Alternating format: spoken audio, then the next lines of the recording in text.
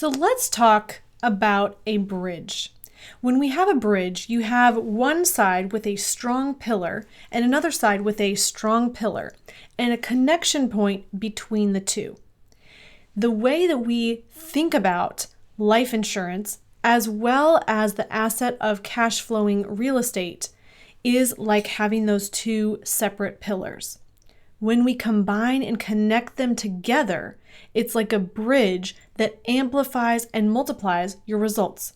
So both life insurance and real estate both have several attributes that make them very attractive to somebody who's looking to build and grow wealth. One is that they create cash flow. Both of them also have equity, where you're building and gaining equity and a position of wealth within that asset. Both have hedge against inflation because they both are growing at a rate that outpaces inflation. We also look at tax advantages, both in real estate and in life insurance. In both cases, we're looking at assets that appreciate and grow in value. And also, in both cases, we're looking at an asset that has the ability to leverage that equity, not just take it out, but to borrow against it. Now, what does this look like? If you have a whole life insurance policy with cash value, you might be saying, how do I maximize this cash value by putting it to work in an asset that's going to create cash flow for me? Likewise, if you're a real estate investor and you have the properties and the cash flow, but you're saying, how do I put this money into a better bank that is able to give me more benefits, more guarantees, and give me more capital to be able to use for my real estate investing? The answer lies in that connection point, in that bridge between whole life insurance and real estate. So if you're looking at either angle, here is a strategy that you could use in your own personal life. If you fund the life insurance policy with premiums from your paycheck or from your cash flow in your daily life, you're building up cash value.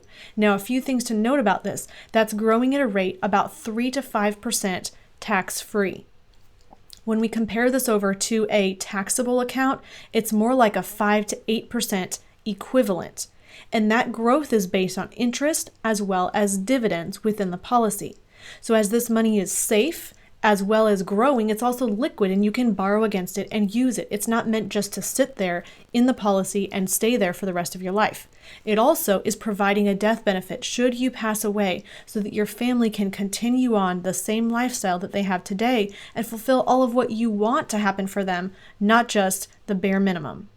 Now, once we have that life insurance policy, if we borrow against that cash value and use that to fund cash flowing real estate, we have two assets at the same time.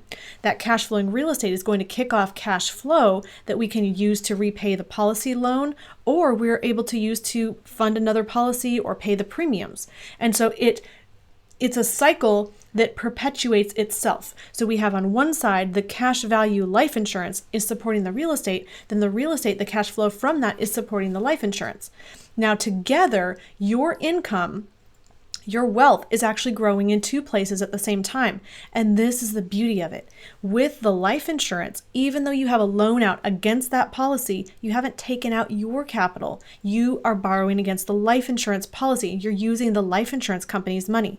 Your cash value is continuing to accumulate and grow at that same rate of return, whether or not you've borrowed against it.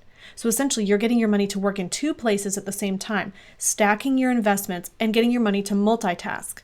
Now, this bridge between real estate and life insurance is powerful when you are able to apply these concepts together and maximize both of them in your personal economy. Hey, thanks for watching. I really hope you liked this video. If you did, click the link in the description box below for more information. Like this video. Share your comments, questions, and feedback in the comments section, and don't forget to hit subscribe to our YouTube channel.